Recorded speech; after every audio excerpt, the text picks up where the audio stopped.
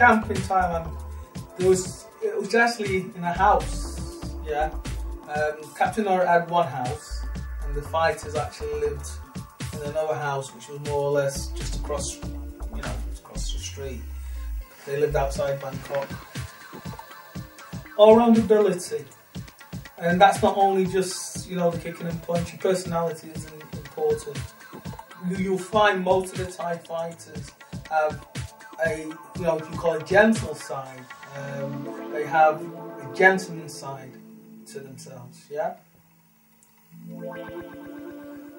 When I went to the camps, it's all different ages. There were younger people than people younger than me, as well as the older people.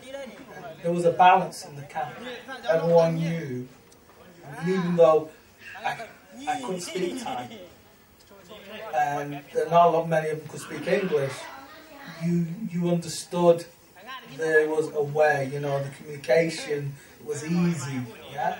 I didn't feel out of my depth not knowing Thai, and vice versa with them not knowing English. I didn't feel there was a I would say there was a communication skill through body language as well as being that friendliness as well, which is important. If it was 83, I was about 23. The first time I had a fight against a Thai was 18. Ramon Dekkers, I would say, what he's done speaks for itself. His ability, class him as a legend. What I would say though, when you look at where he's come from and the fighters who were there, who've always been big names, he had a very, very good sort of like stepping ground, yeah? His trainer, who was basically his father-in-law, Coor Hemmers. Fantastic trainer, fantastic coach. Dekkers been round the art for a long time, from being a small lad, but he's seen great fighters like Carmen, Andre Brilliman, who unfortunately passed away. He's seen the Lucien Carby. Holland produced great fighters. France produced great fighters. Up to that point, really, England hadn't produced anyone doing Thai boxing.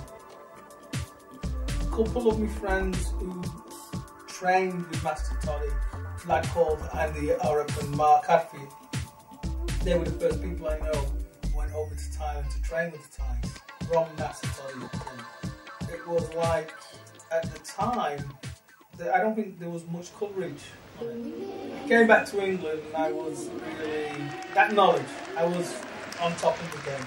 It opened that extra bit of knowledge for me. The art of fighting without fighting, that approach. It was a combination of knowing that what I could do, but also how to control it. And how, the main factor which I would say I learned through the Muay Thai and the Thai people is how to treat people. Not being big-headed, not taking advantage of people, especially when you're training with them. So it just rounded my approach. And when I got into the ring, the skill factor, the knowledge which I knew how to actually play the game properly, the sport properly, how to use the techniques when it was needed, when you need a kick or a point or just a movement. The science of 8 limbs really come into its own then. Sparring in Thailand, doing Muay Thai, net wrestling, do a lot of net wrestling and the grappling side. Sparring in Thailand, kept hearing this word bao bao, in sparring bao bao bao. So I'm thinking to myself, what they mean. The key thing is, when you're doing Thai boxing and the sparring is very, very lazy. When I say lazy, very light. It's like, you're thinking, well, it's got to be contact. No, there's no real heavy contact. You can't afford to pick up an injury. So your mind is sharp, your movement is about understanding the body mechanics. You can read the punch and the kick thrown very light. The intention in the fight would be thrown fast with power and accuracy. But when you're sparring, it's about interacting. So the key thing is, what I found is the interacting with the Thai. It's like dancing. The Thais know how to move, but moving away, which is also graceful and powerful but yet soft at times. So it's a combination, and it was like, how I would say it, it's like a magician. Many people can do tricks. That magician will show you it in so many different ways that even baffles you. Even though you know how to do the trick, the magicians will baffle you. And it's the same thing with Muay Thai. Even though you know how to punch and kick and you know, you evade things, the Thais will do it better. The Thais will do it effectively. The Thais will do it so that after a while you're puzzled.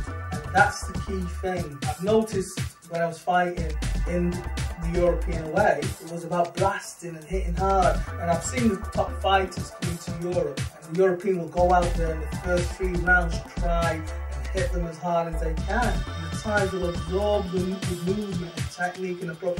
And then they'll come back and they'll beat the European. Not only beat the European, you can see in the European's mind, in his face, he's lost the fight.